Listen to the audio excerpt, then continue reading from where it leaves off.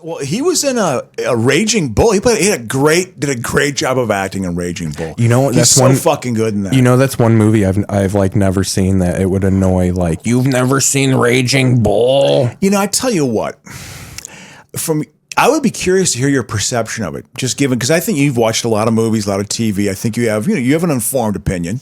You can defend your positions. I feel like it's everyone I know that likes Raging Bull. They're like, isn't it great that he beats the shit out of his wife the whole movie? Jake LaMotta, like he was a consultant on it. I was like, you actually worked on this film? Do you see how unflattering it is, Jake LaMotta? Hey, it's my life. I'll be a consultant. Like, he actually worked on that film set. That blew me away, because I mean, he is portrayed like such a scumbag. His character arc is kind of interesting, because he goes from being a boxer, then moving to Miami and opening a club, and he's this really shitty stand-up comic, like truly like it's a hack. Like, he is not funny at all. He's a miserable comic, and he gets all overweight and stuff. And then he ends up like making out with a 14-year-old girl. He's such a scumbag. And, he's a terrible human being. He's an awful human being, but that's compelling, I think. So I would be curious to see what you think about it. It was sort of like this. Here we go. I was the Penguin in Batman Rock. He's actually, I think Burgess Meredith is good in this. I am a big Burgess Meredith guy. He's one of those famous, like, he threw his dick around Hollywood. No, this is Rocky 2. This is not Rocky 1. Yeah, Stallone's running out of money because he can't handle the fame, and he's blowing through it and stuff. There's a certain compelling element to that. And Adrian's pregnant, so he has to get back in the fighting game. And that was Mickey telling him, "Hey, see, follow my finger. Tell me you can see it. Tell me you can see it." And he knew that his eye was like bad. He couldn't see the hook coming. And he's like, I can't train you. Isn't this also when you find out that he like can't read because he's exactly. He's trying to do commercials. He's like, O and A and da boo, and he can't read. Hey, you know, Little Rock. I need Little Rock to have an education. Although one of the inspiring moments to this is when Adrian comes out of her coma, and she's like, "Win." He's I forgot about that. This still had some Rocky left in it. By Rocky 3, it became ridiculous. Rocky 3 was a they were taking it. They were definitely modern 80. They're making it very 80s when it got to Rocky 3. It still had some integrity and some grit, this movie, but it's absurd in a lot of ways too. But I like it because when she comes out of her coma, she's like, "Win," and then in the background, Burgess Meredith's like, "Well, what are we waiting for?" And then that's the beginning of the montage of him chasing the chicken around and like getting in fight shape. Stallone had his finger on the pulse. He knew what the montage meant to the masses. Yeah, I want to get into a fight sequence too. I mean, I think of that Eddie Murphy joke, and he's fucking right. Like, Italians would come out of those movies and they'd be like pushing each other around and shit. Like, it would be like they wanted to get their fight on after watching Rocky and Rocky 2. I remember seeing that in Rocky 3. I remember seeing that, like Italian dudes. I love it. I love it. No matter the fashion, no matter the financial stability, Rocky is always wearing those fucking half Michael Jackson gloves. Oh yeah. Well, yeah, this is, Roberto Duran. He gets mocked here. I guess he wrote this script for Rocky. I guess he wrote it in like a weekend. Like, how do you write that fast? Like, how do you know that this is how it works? Well, that's the thing, too. I think people he's got that, like, dumbass fucking bonehead rep, but he really is, like, a smart guy. Oh, absolutely. No, I mean, I think he understood, and he understood kind of the risk, and whatever. I mean, he knocked it out of the park with Rocky. He got thrust in. I mean, he was a nobody before that. I remember him being an extra in the Woody Allen movies, Bananas, from 1971. He plays a thug who's going to mug Woody Allen on the subway. He doesn't even have a line. He just looks the part. It's like, that's fucking Stallone. Looks like they're doing Richard Simmons jazzercise. Here we go. Yeah, well, I think Rocky 2 still kind of works. Aside from 5, all the Rockies are pretty good. 4 is... I actually didn't see 4 because by that time I was so sick of how Reaganized movies were.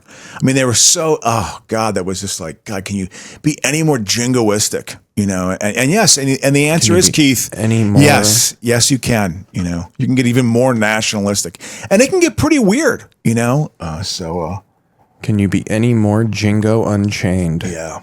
Middle of a montage, we got some gay jump roping here. Wild horse. Oh yeah. Oh no, here's where we're at. I guarantee you, here's where we're at. Adrian's in her coma right now, and he's reading to her because he's learning to read. And he doesn't want to fight. He doesn't want to box Apollo. But when she comes out of the coma, as I said before, she says, win. Dude. Win. I would get hit right in the face with that fucking ball.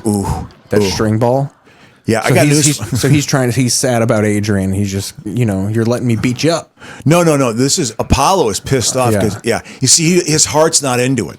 Well, yeah. He's not into it yet. Because it's broken. Exactly. What's wrong with you? Look, he's just giving him a BO. broad who's going to die, Rock. I want to hear what he has to say. I want to hear I'm sure he just totally insulted him. What are you doing? You're punching like a $3 broad. To be a greasy, fast Italian monster. You go to eat. Dude, my grandpa loved throwing the I word love that. Italian around. Dude, that's what he said. You're going to eat thunder. You're going to eat lightning and crap shit thunder. My dad used to say that. line. You see, she's working at she's pregnant. She had to go back and get money because, they're hurting cash-wise. But I think this is where she lifts something up, and then she starts, grabbing her stomach. And she miscarries. She's back at the pet shop. Well, or the kid's born prematurely. Yeah, she's back at the pet shop. So, again, these are the pressures on his life, making him realize, I got to get my heart into this. These are the pressures on my life. You see, she just lifts something heavy. Oh, she can't do it. And this induces labor. This is back when it took a while to get a message to you as well. It's not like they could just text them. Oh, absolutely. Someone had to find her. They had to go to a phone booth, rotate the phone around. That took 30 seconds, figuring out the number. Call fucking, are they still calling Jan over at the... Getting her in the hospital? When do you remember in your head, I'm not saying you were alive at the time, when do you remember switchboards going away? Like hanging up and being like, Pearl, connect me to the fucking... Dude, I'm not that old for crying out loud. Oh, but did they still exist? No, you know how fucking... You can still get cable now, but no one uses it type of thing? No. That's what I mean. I'm just saying, could it be you tap it 7 times, they still got a broad at the switchboard. No, I think that went on honestly though, I think that went on to the 60s? 50s, maybe early 60s. That was still going on. I was going to say they do it on Andy Griffith, and I don't think that's not the 30s. That's also very rural. That was a rural thing. But by the 70s, fiber optic technology had just, I think, started up.